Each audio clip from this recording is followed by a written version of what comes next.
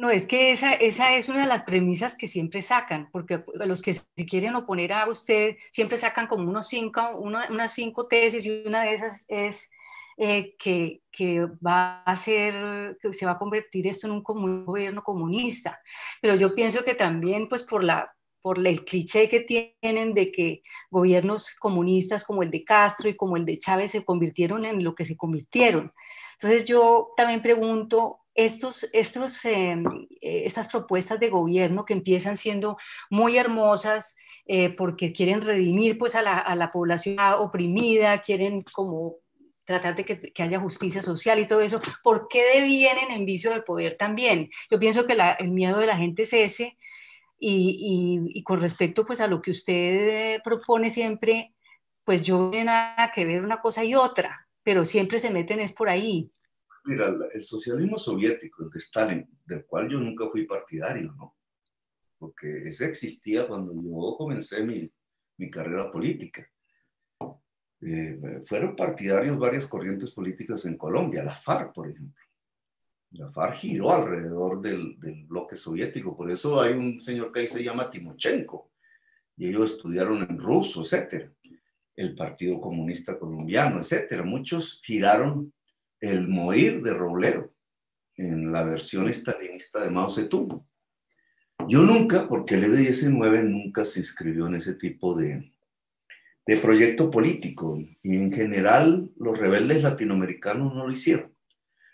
El M-19 puede catalogarse, si uno quisiera mirar su manera de entender las cosas y sus propuestas que se reflejan en la Constitución del 91, Como socialdemócrata, pues. en una corriente que se llama socialdemócrata.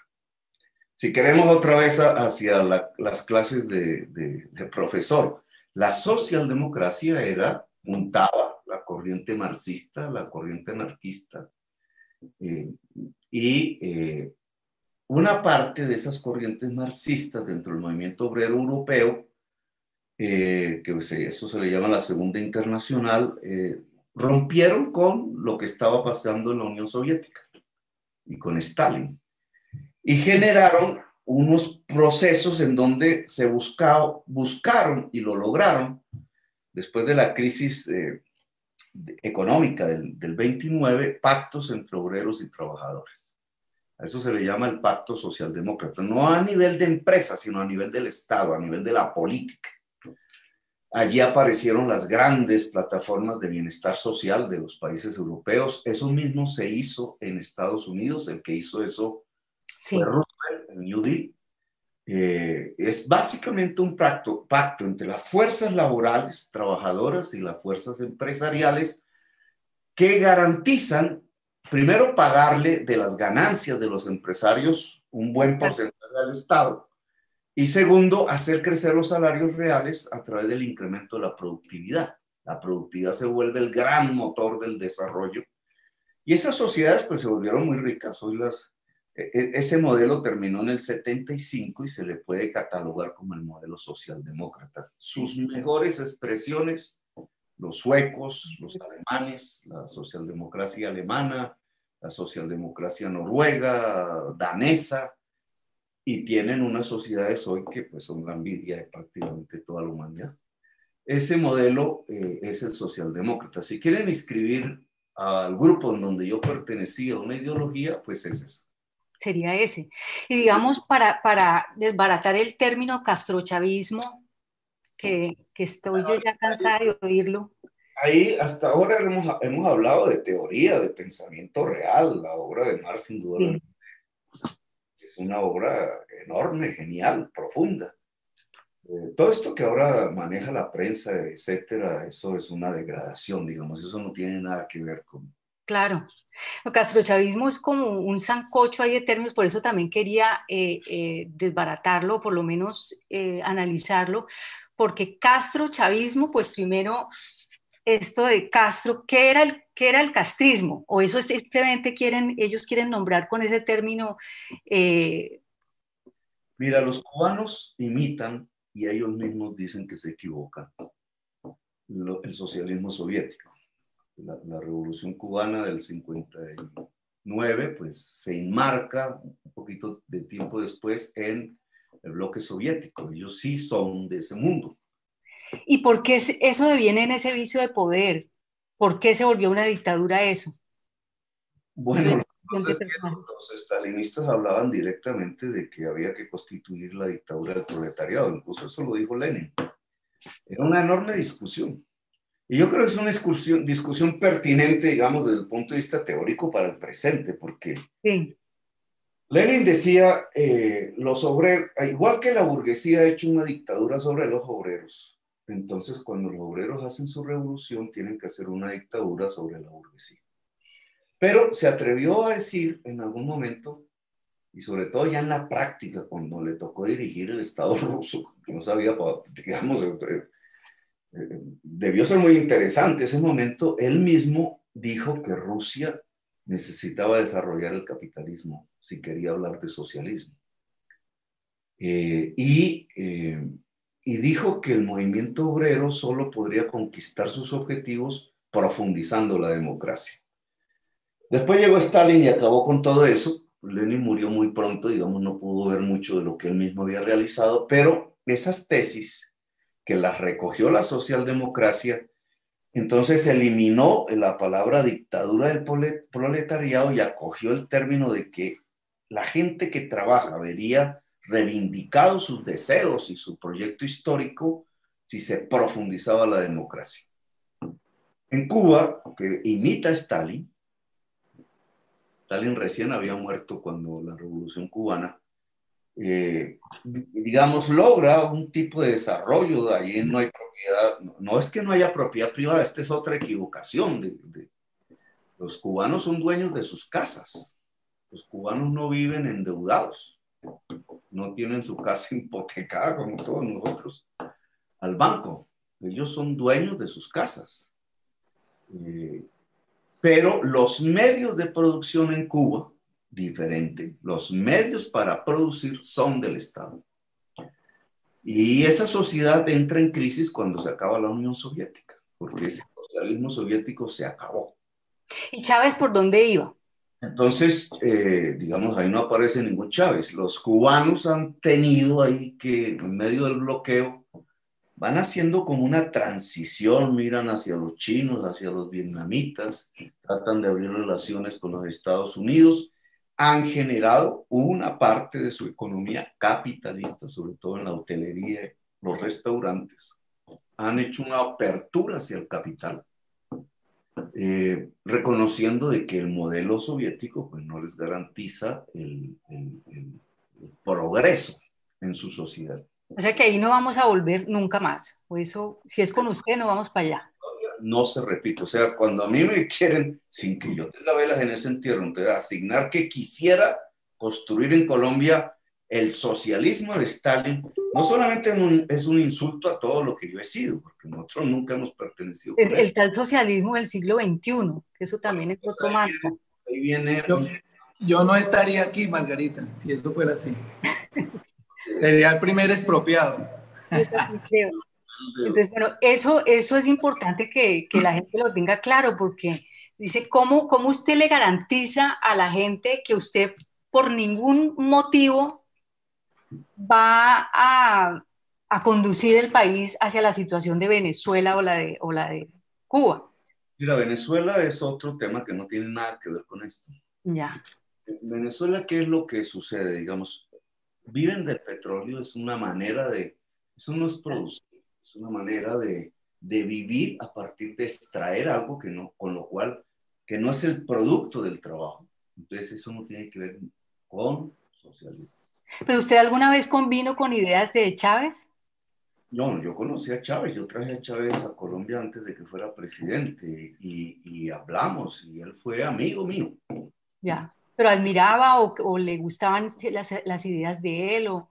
¿Qué hace Chávez? Chávez lo que hace cuando llega al poder es coger la riqueza petrolera que es pública, porque el petróleo en Venezuela como en Colombia pues es propiedad pública,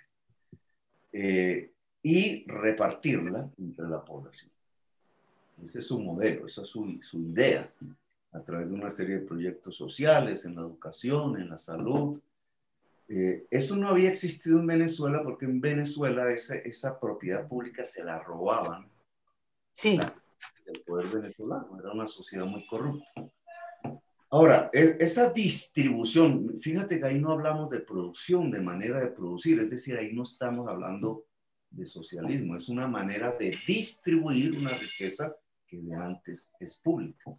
ya. Es insostenible. ¿Por qué? Y este es el tema que incluso yo lo dialogué con Chávez, porque Chávez no era que fuese inconsciente de eso. Entonces, Chávez dice, el petróleo es la maldición de Venezuela, lo habían dicho muchos. Chávez sabe que hay que transitar hacia una economía productiva, no extractivista. Pero Chávez fracasa en ese propósito. No pudo. Incluso cogió un camino que al aliarse con los árabes y los grandes productores de petróleo hizo disparar, gracias a la demanda china, el precio del petróleo. Por eso nos sentimos ricos en Colombia. Digamos, hubo una consecuencia hacia Colombia de la política de Chávez, que fue el aumento de los recursos del petróleo. Pues allá afloraron los dólares, etcétera, mucha corrupción. Llegó a $110 el barril. $40 el barril. Hoy está a 40, para tener una idea de eso. Obviamente, pues Venezuela se sintió poderosa. Y lo que yo creo que empezó a suceder es que para mantener las fuerzas militares, que allá son muy importantes, recuerda que Bolívar decía que Venezuela era un cuartel, Colombia una universidad y Ecuador un convento, decía Bolívar. Pues allá, digamos, la vida militar es mucho más clave que en la historia que en la nuestra. Y los militares se fueron apropiando, digamos, de ese poder que generaba Chávez.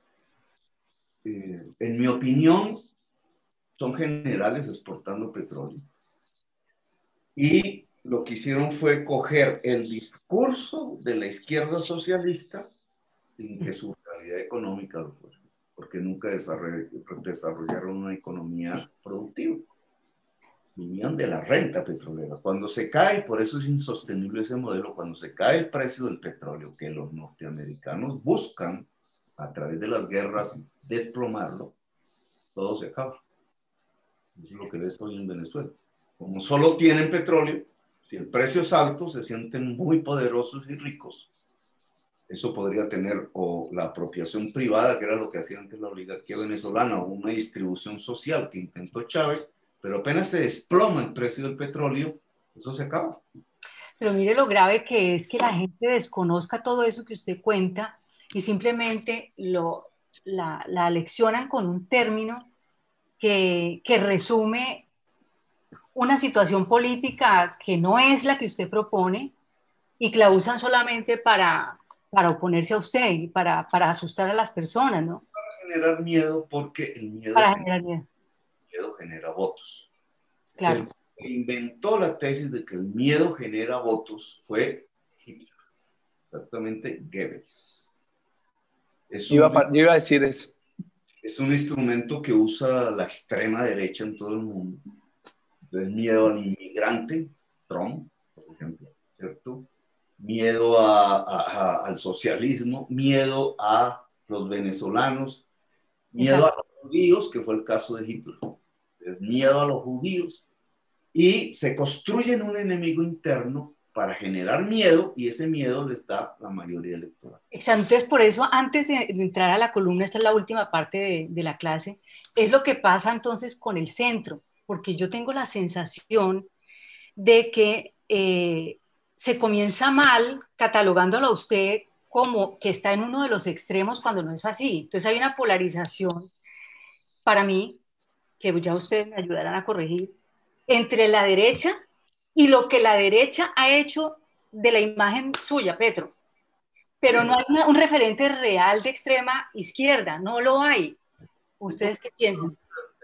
Digamos, si uno hablase de extrema izquierda en Colombia, en la época contemporánea, uno tendría que decir la FARC y el ELN son extrema izquierda. Pues exacto. Armado. Hoy pareciera que la FARC es...